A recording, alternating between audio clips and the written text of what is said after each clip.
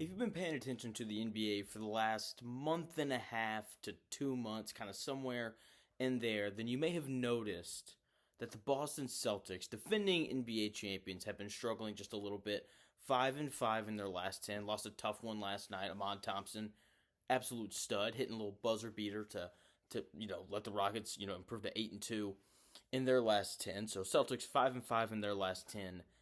11-9 in their last 20 games. That's a quarter of the season, and every time I see them lose, I'm just like, it's Boston. They'll be fine. They're super talented, but I do want to tackle the question of why have they been playing mediocre basketball for the last quarter of the season, or for a quarter of the season now. And it's not like these losses are to great teams.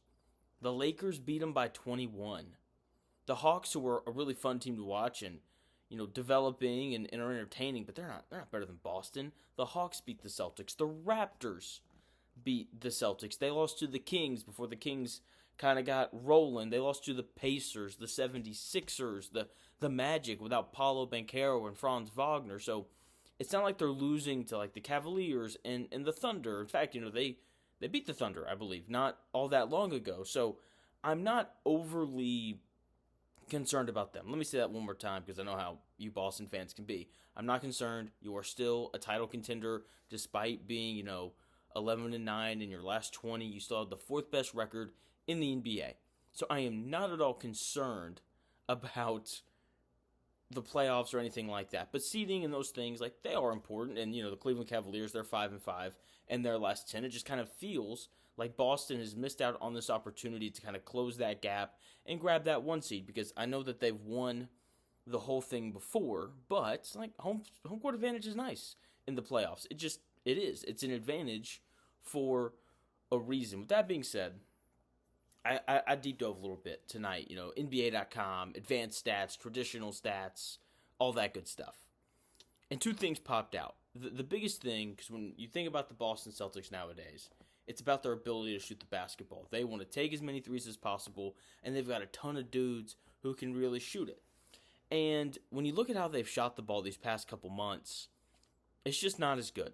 It's not, especially compared to where they were at the start of the season. In their 5 games in October, they shot 41% from 3 on 52 attempts, and they went 4-1 in that month. But hey, it's only 5 games, so what about the other months? November, 37% from 3 on 50 attempts per game. They went 12-2 in that month. In December, 35% from 3 on 50 attempts per game. They went 8-6 that month. And then in January, this month, they're shooting 35% on 45 threes per game, and they are 8-6 so far throughout the month. They'll close it out tomorrow. This month, two things pop out. First and foremost, they're shooting 35% from 3, which is not very great. It's just not, especially when you compare it to the fact that they were shooting a little under 40% from 3 for the entire year last year. You compare it to other months like November where they shoot 37% from 3. There's a little bit of shooting variance in here. That's part of why they're losing games. With that being said, what if it's more than just shooting variance? What if it's, Jason Tatum, Jaylen Brown, they start making as many shots as normal, which they're not. We're going to talk about that here in a second as well. But teams adjust to how, especially the team that just won the whole thing, plays. And teams know that the Celtics want to take as many three-pointers per game as possible. They are chucking them up. And we saw this last year, that when you do that, you take more bad shots. You just do, which is fine if you shoot almost 40% from 3. But if you take some bad shots and you're only shooting 35% from 3, then that's going to be problematic. When I watch teams play Boston, and I watch a lot of hoops, teams are way more concerned about the three-point line against them than anybody else. And because of that, I think that it's leading to them taking more contested threes than they did last year or even earlier in the season. I think that's part of why we're seeing them take 5 less three-pointers per game in the month of January than we are in any other month. Teams are just way more conscious of the three-point line against Boston than they are against anybody else, because they know how Boston wants to play the game. They want to drive and kick, get threes up, and do all of those things.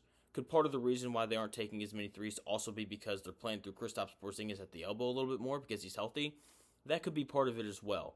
But I do firmly believe that teams are very concerned about Boston and how many threes they want to take per game, and that's a large part of why the three-point percentage is down and why they're taking 5 less on average in the month of January. The other thing that I've noticed, especially in the month of January, over these last 14 games for Boston, Jason Tatum and Jaylen Brown are not playing very well. They are not playing, I wouldn't say that they're playing bad. I would just say that they're not playing to their full potential, right? And their below average play is better than a lot of other players in the NBA, okay? Let's just make that clear.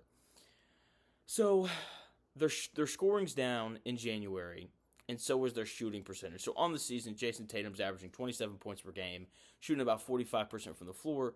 Jaylen Brown's at 23 points per game at 45% from the floor.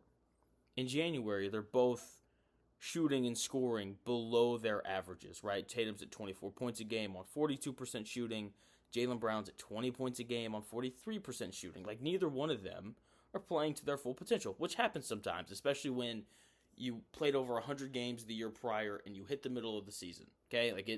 It happens. Once again, not concerned about the Celtics trying to repeat because they're 1,000% going to be in that conversation heading into the playoffs.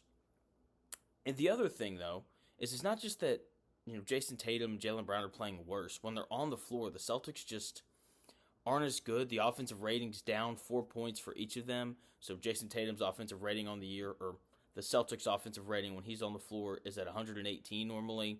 It's down to 114 in January.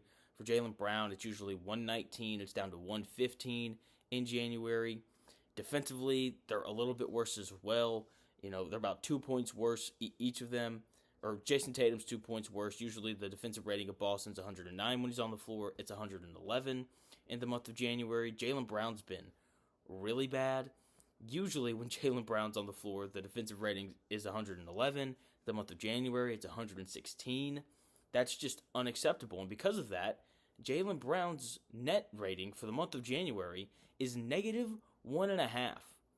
Boston is being outscored per 100 possessions when their second best player's on the floor.